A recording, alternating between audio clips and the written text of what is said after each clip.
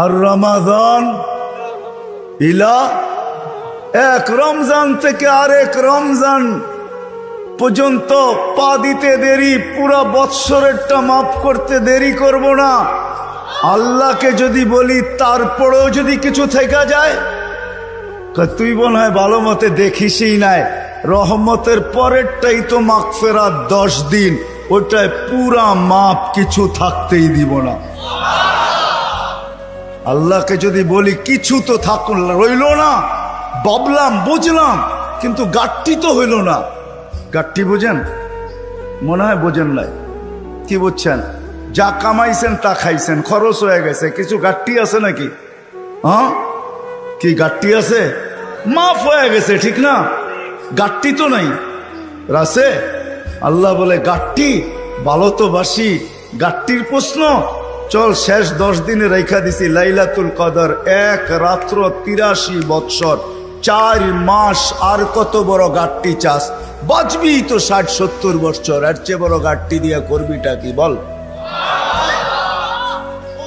লাইলাতুল কদর আসে না, আসে না? হ্যাঁ, বুঝাইতে পারলাম? এই জন্যই তো আমি বলি শুধু কাগজে কলমে মানুষ হইলে মানুষ হয় না।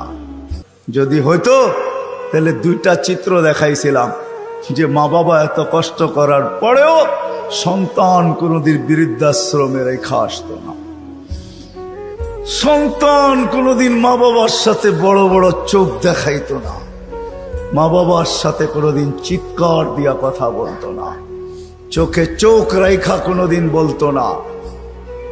যদি কাগজে কলমের মানুষই মানুষ হতো। না না, কাগজে কলমের মানুষ মানুষ হয় না, নিজেকে মানুষের মতো মানুষ বানাইতে হয়,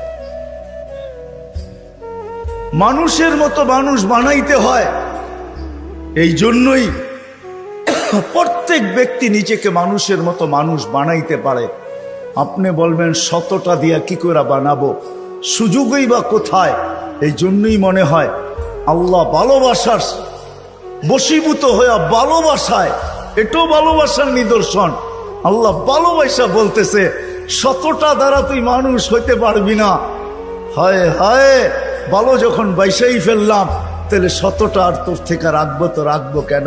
তো আল্লাহ একটার ভিতরে 100টা ঢুকায়া দিয়া বলতেছে ইন সালুহাত সালুহা সাইরুল আমাল, আমাকে শুধু নামাজ ওকে কইরা দে, তোর জীবন ওকে আমি লেখা দিব। নামাজ কমপ্লিট কইরা দে, ওর জীবন ওকে কমপ্লিট লেখা দিব। নামাজ পূর্ণ, জীবন পূর্ণ লেখা দিব। এই জন্যই তো আমি বলি এই উম্মত যদি কিছুই না করতো, আজান হওয়ার সাথে সাথে যদি শ্যামবাজারের রোডে চাটাই বিছানো হয়ে যেত, যে চটপট নামাজ তারপরে ব্যবসা, প্রত্যেকটা মার্কেটে যদি এরকম হইতো। তবে আমি একটা দেশ দেখা আসছি জীবনে, আমি ওই দেশে 6 বার গেছি, 6 বার। আমি চিনি ওই দেশ, আমি দেখা আসছি, দেখা কথা বলতেছি, শোনা কথা না। আমি দেখছি যখন আজান হয় তো বাজারের গলিগুলার ভিতরে প্রত্যেক দোকানদার নিজের চাটাই বিছাইতে থাকে, প্লাস্টিকের চাটাই বিছাইতে থাকে, আর সবাই একজন আরেকজনকে ডাকতে থাকে, চলো জলদি নামাজ তারপর বাজার, চলো জলদি নামাজ তারপর বাজার। আমার দেশটাও যদি এরকম হইতো, আমার দেশটাও যদি কমসে কম এতটুকু হইতো যে আজান যে যেখানে ওইখানেই দাঁড়ায় গেছে। হ্যাঁ, এই শরীরটা কার? কার? বাপ দেখা চলেন, ঠিক না? রাগ হেন না আমার কথায়। বাপ দেখা বলেন ডিউটি করি, ডিউটি, ঠিক না? আমি যদি প্রশ্ন করি একজন এখানে জবাব দেওয়ার মতো নাই। প্রতি মাসে যাই কামাই, কার দেহটা দিয়া কামান? হায়াতটা কে দিছে? দেহটা কে দিছে? সুস্থতা কে দিছে? পূর্ণতা কে দিছে? কামানের মতো যোগ্যতা আপনার ভিতরে কে দিছে? একজন এই পুরা এলাকায় নাই। ঢাকা শহরে পাওয়া যাবে কিনা যে মাসের শেষে যা কামায়, 5000 কামাক আর 500 কামাক, 100 টাকা হাতে নিয়ে উঁচা করে বলে মালিক তোর দেওয়া দেহটা দিয়া কামাইলাম, এই 100 টাকা তোকে দিলাম, নিয়ে নে। একজন ওইখানে নেই, কাঠটা দিয়া কামান। যুবক, মোটর সাইকেলে বসলে তোমাদের বাবুই ভিন্ন হয়ে যায়, ঠিক না? কার দেওয়া যৌবনটা দিয়া? বলো, রাগ হয়ে গেল? কার দেওয়া যৌবন? আর পিছনে যদি কেউ বসা থাকে তাইলে তো কোনো কথাই নেই, ফুল চার্জ, ঠিক না? কার দেওয়া যৌবন দিয়া? আসো আজকে তওবা করি। করবেন? চলেন দেখি তওবা করি। আল্লাহ কিন্তু তওবাকারীকে তওবা করতে দেরি, মাফ করতে দেরি করে না।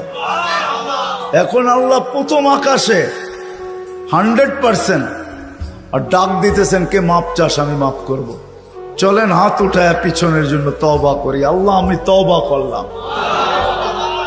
দিলের থেকে বলেন আল্লাহ তওবা। আল্লাহ কবুল করেন। যদি দিলের থেকে করে থাকতে পারেন, রব্বে কাবার কসম, গুনাহ পিছনেরটা মাফ। আজকের থেকে ওয়াদা করেন, একটাই যথেষ্ট, তাইলেই মনে করবো এই মাহফিল সার্থক।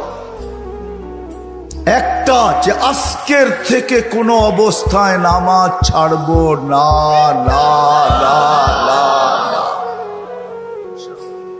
ওয়াদা? আল্লাহ কবুল করো। কোরআন হাদিসের কথা আল্লাহ নিজে বলতেছেন, ফাস্তামিউ, দিলের কান দিয়া শোনো।